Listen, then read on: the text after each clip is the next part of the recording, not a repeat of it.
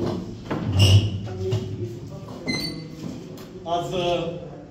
या पत्रकार परिषदेसाठी आलेल्या सर्व पत्रकारांचे आम्ही मनापासून काँग्रेस पक्षाच्या वतीनं आणि वंचित बहुजन आघाडी पक्षाच्या वतीनं मनापासून खूप खूप स्वागत करतो। आजच्या या पत्रकार परिषदेसाठी इथे उपस्थित असलेले आमदार नीरजभाऊ लिंगाडे, त्याचप्रमाणे वंचित बहुजन आघाडीचे मुंबई प्रदेशचे पदाधिकारी आमचे साहेबराव तायडे, त्याचप्रमाणे महाराष्ट्र चे सदस्य आमचे प्रभारी जिल्हा निरीक्षक बुलढाणा सविताताई मुंडे, त्याचप्रमाणे निलेशभाऊ जाधव बुलढाण्याचे इथले वरचे आमचे वंचितचे जिल्हाध्यक्ष, त्याचप्रमाणे देवाभाऊ हिवराळे दुसरे जिल्हाध्यक्ष, प्रशांत भाऊ वाघोडे जिल्हा नेते, त्याचप्रमाणे मिलिंद वानखेडे आणि बाळू भिसे हे दोन्ही वंचितचे शहराध्यक्ष, रिजवान सौदागर आमचे जिल्ह्याचे उपाध्यक्ष आणि त्यासोबतच दत्ता काळकस आमचे बुलढाणा शहराध्यक्ष, उपस्थित सर्वच पत्रकार बंधूंनो, आज एक अत्यंत महत्वाची अशी पत्रकार परिषद जी बोलवण्यात आलेली आहे यासाठी की देशभरामध्ये महाराष्ट्रामध्ये सध्या संविधान वाचवण्याची लढाई सुरू आहे, देशाची लोकशाही वाचवण्याची लढाई सुरू आहे। शाहू फुले आंबेडकरांची विचारधारा जी आहे, विचारधारा घेऊन चालणारे जे आहेत, या सगळ्यांनी एकत्र येणं ही काळाची गरज आहे। तुम्ही सगळे बघताय की जातीयवादी शक्ती ज्या आहेत धार्मिक फूट पाडण्याचा प्रयत्न या देशामध्ये अत्यंत जोरदारपणे करतायत। धर्माधर्मामध्ये वाद, जाती जातीमध्ये वाद, आणि अशा पद्धतीनं इंग्रजांनी ज्या पद्धतीनं फोडा आणि झोडा ही नीती अवलंबली, ती नीती सध्याचं सरकार जे केंद्रातलं राज्यातलं हे करत आहे। आणि त्यामुळं या जातीयवादी शक्तींचा बिमोड करण्यासाठी कुठेतरी एकत्र आलं पाहिजे हा विचार घेऊन आजची पत्रकार परिषद बोलवण्यात आलेली आहे। या पत्रकार परिषदेच्या सुरुवातीला डॉक्टर सत्येंद्र भुसारी आमचे चिखलीचे माजी तालुका अध्यक्ष, माजी बाजार समिती सभापती, त्यांचा परवा दुर्दैवी ट्रेनमधून पडून करुण अंत झाला।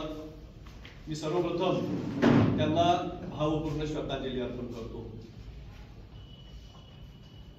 एक लढवय्या, शाहू फुले आंबेडकर विचारधारा घेऊन चालणारा हा कार्यकर्ता,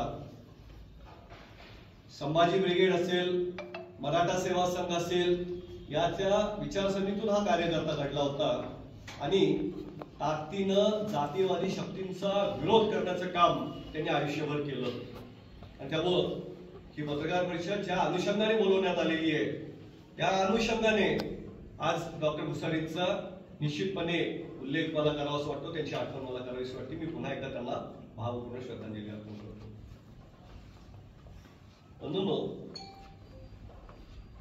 आज तुम्ही जे मंचावर आपण बघत असाल, मागचं बॅनर बघत असाल, तर निश्चितपणे एक वेगळी पत्रकार परिषद आपल्याला जाणवेल।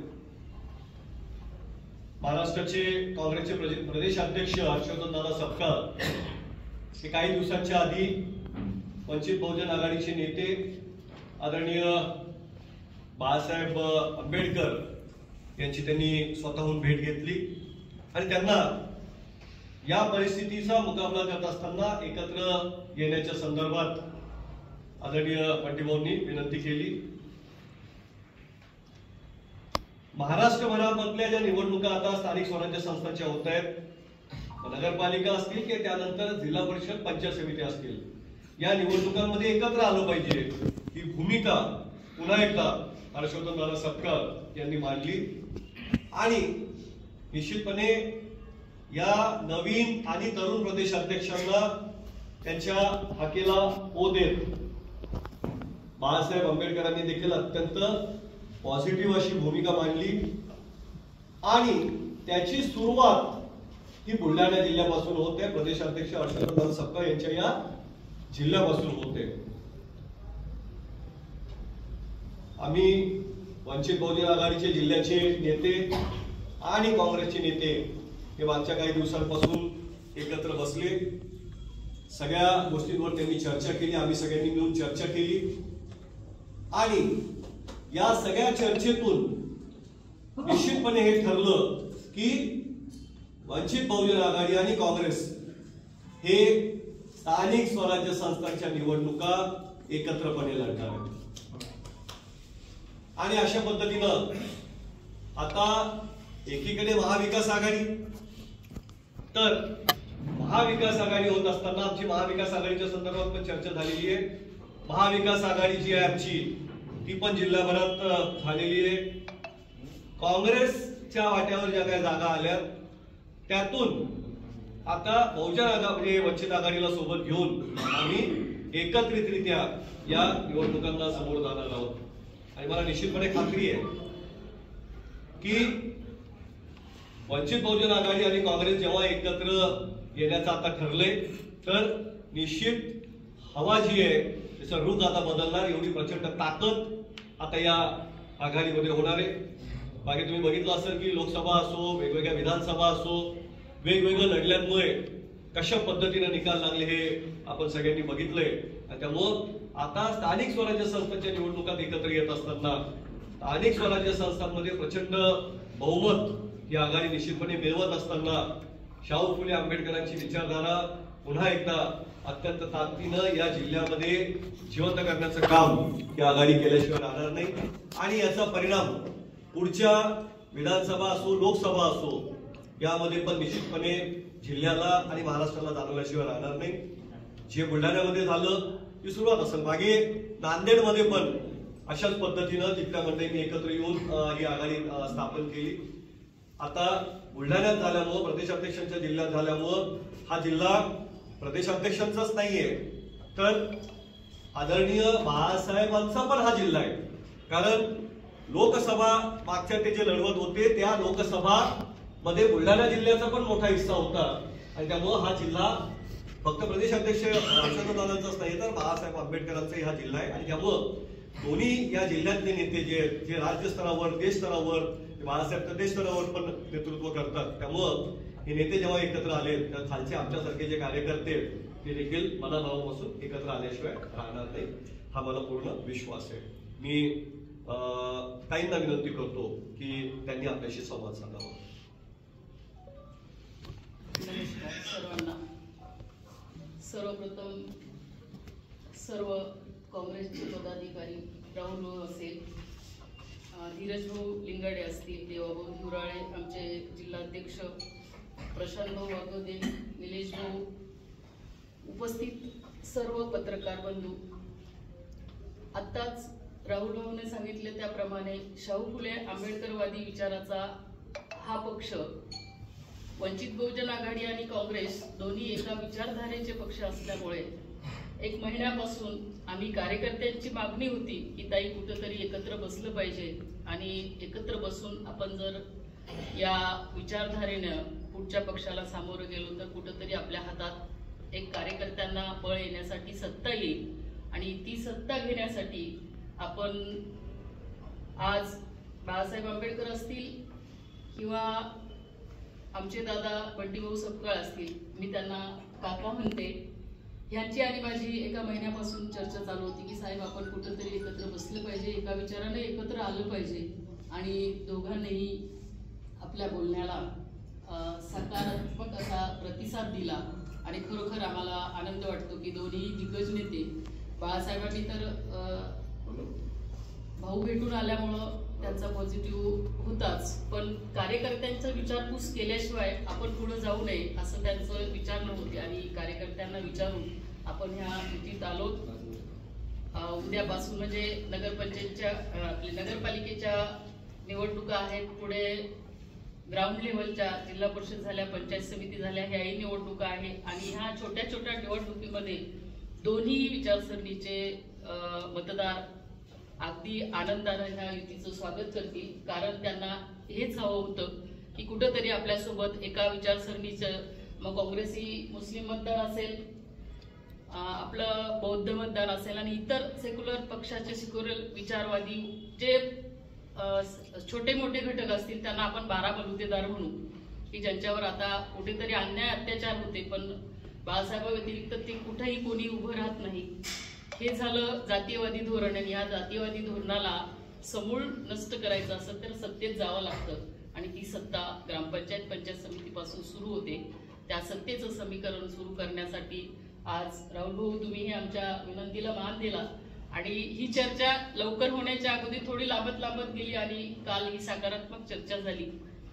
खरोखर आम्हालाही आनंद वाटतो की या चर्चेतून आज आपण सगळेच बसलात, आम्हीही एकत्र बसलोय आणि उद्या याच्यातून कार्यकर्त्यांना, जी कार्यकर्त्यांची निवडणूक असती तिला न्याय मिळणार आहे. श्रद्धेय बाळासाहेब आंबेडकर यांच्या आदेशानुसार आमचं सन्मानजनक युती ज्याला म्हणतात ती सन्मानजनक युती आज आमची झाली आहे आणि ती तुमच्या समोर आम्ही आज डिक्लेअर सुद्धा केली आहे. दोन्ही पक्षात काँग्रेस असो की वंचित बहुजन आघाडी असो अस्तित्व संपुष्टात येत असल्यामुळे तुम्ही दोघांनी एक गरज म्हणून युती ते अस्तित्व संपुष्टात आणण्यासाठी आम्ही एकत्र आलोय जातीयवादी शक्तींचं. राहुल भाऊ, ज्या ठिकाणी काँग्रेसचे उमेदवार राहणार त्या ठिकाणी वंचितचे राहणार नाही, पण ज्या ठिकाणी उबाटाचे तुतारेचे राहणार त्या ठिकाणी वंचितचे उमेदवारी अर्ज भरणार आहे का? नाही, आता आमचं असं ठरलंय, वरच्या लेवलला प्रदेशाध्यक्ष आणि श्रद्धेय बाळासाहेब यांनी चर्चा केली, आम्हाला त्या पद्धतीने त्यांनी निर्देश दिले. आम्ही जिल्हा स्तरावर सगळे एकत्रित बसलो, आम्ही पण ठरवलं की हो लढायचं आमचं एकत्र. आता या स्तराने ग्रामीण म्हणजे तालुका किंवा शहर पातळीवर आमचे दोन्ही पक्षाचे अध्यक्ष एकत्र बसतील. चर्चा आमच्या जवळपास खालच्या पण चर्चा झालेल्या आहेत आणि तिथे ठरवून कोण कुठे लढत कसं. वंचित महाविकास आघाडीचा भाग नाहीये का? आहेच ना, ते आम्ही सगळे एकत्र बसणार. महाविकास आघाडीमधले जे पक्ष त्याच्यासमोर वंचित भरणार आहे का? नाही, कोणी कोणाच्या समोर एकत्र म्हणजे आम्ही लढणार नाहीये, आम्ही सगळे मिळून ही निवडणूक लढणार आहोत. महाविकास आघाडीमध्ये वंचित नव्हती आतापर्यंत, काँग्रेसची त्यांची युती झालेली आहे. आता महाविकास आघाडी म्हणून काँग्रेसला ज्या जागा मिळणार आहेत त्याच्यातून वंचितला तुम्ही जागा देणार.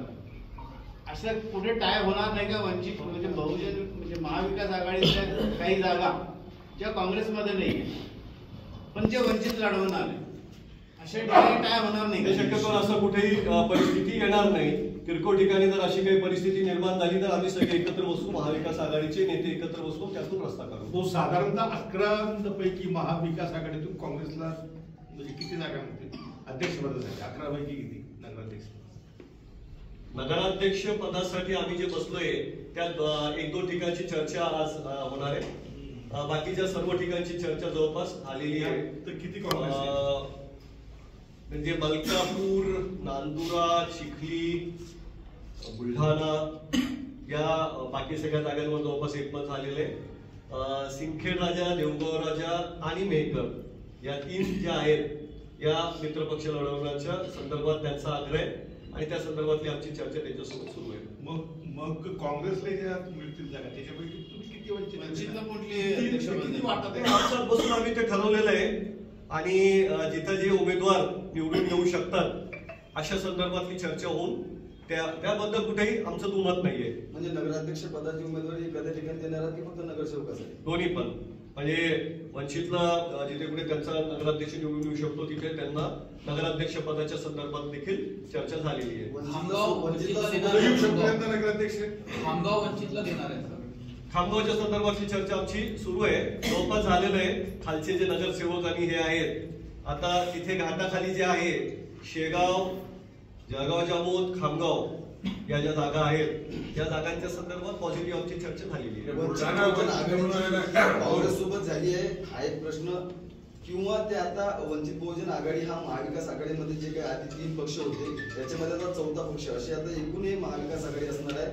तुमच्या सोबत युती असणार काँग्रेस आणि वंचित बहुजन आघाडी. हो, मागच्या वेळी बुलढाणा वंचित निवडून आलेला आहे, यावेळी देणार का वंचितला?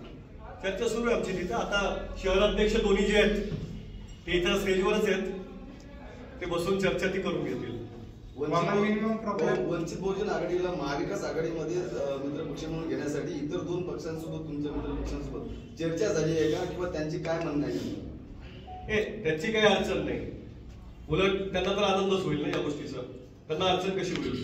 वंचित बहुजन आघाडी सोबत येत असल्यामुळे खाली आता मी जे सांगितलं की घाटाखालचे सगळे जर एकत्र बसले त्यावेळेस घाटाखालचे तिन्ही पक्षाचे म्हणजे महाविकास आघाडीचे तिन्ही लोक पण एकत्रच होते बसलेले. इकडे महाविकास आघाडीमध्ये मनसे सहभागी होण्याच्या दृष्टिकोनातून काँग्रेस अनुकूल नाही आहे.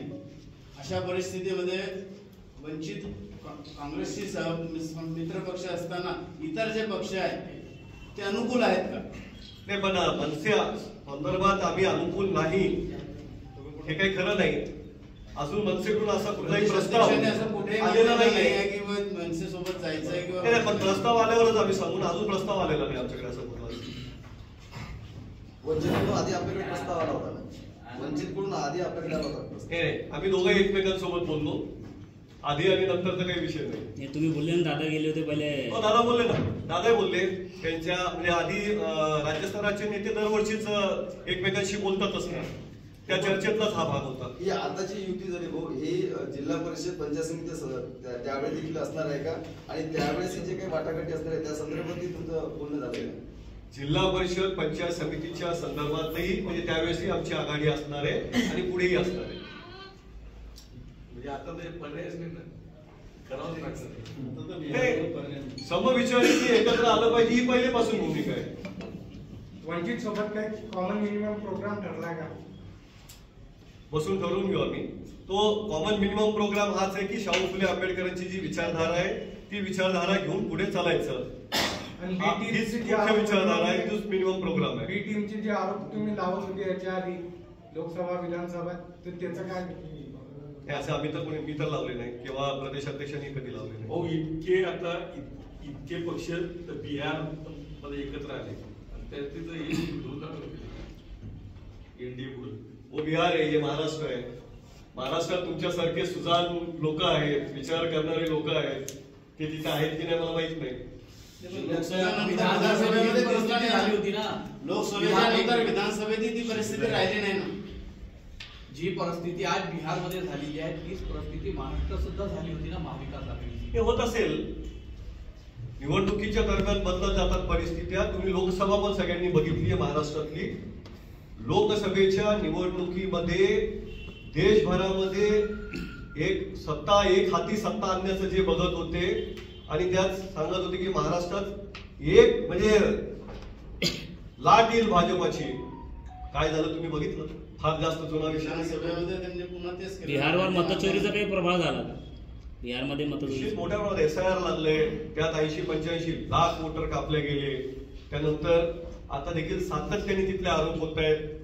जे महाराष्ट्रात झालं त्याच्यापेक्षा अत्यंत मोठं तिथं झालेलं आहे. कारण SIR तिथं लागलं होतं त्याच्या आधीच. आपल्या जिल्ह्यामध्ये 286 जागा आहेत नगरपालिकेच्या नगरसेवकांच्या 286 जागा आहेत. त्याच्यापैकी महाविकास आघाडी घटक म्हणून काँग्रेसला किती मिळणार जागा आणि त्यातल्या वंचितला आपण किती देणार? हे आता मी सांगितलं तुम्हाला की हा जो विषय आहे हा प्रत्येक ठिकाणी शहर अध्यक्ष जे दोन्ही पक्षाचे तिन्ही पक्षाचे ते एकत्र बसून चर्चा करतायत. त्यांचे 13 सदस्य होते, समजा नगरसेवक होते, एक नगराध्यक्ष होता. कुठे? वंचितचे दोन्ही अध्यक्ष बसून जवळपास त्यांचं त्या विषयावर चर्चा झालेली आहे. त्या दोन्ही अध्यक्ष इथे उपस्थित आहेत. ते बुलढाण्याचं बोलतो, गोरवा जिल्ह्याचं बोलतोय.